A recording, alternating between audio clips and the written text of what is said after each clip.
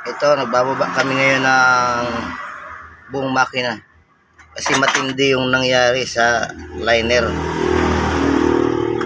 Kumayod ang piston, kumapit yung aluminum niya sa liner. Ito.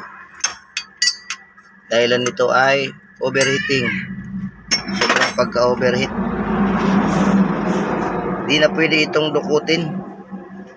Kasi sigurado dumikit na ang mga piston ring nito dito sa piston. Tsaka yung liner niya, di na pwede. Malalim yung tama niya.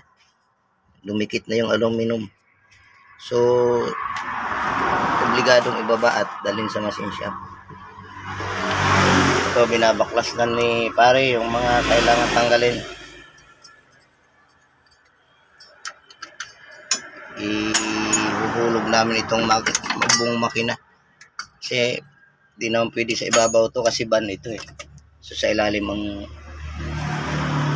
tanggal nito.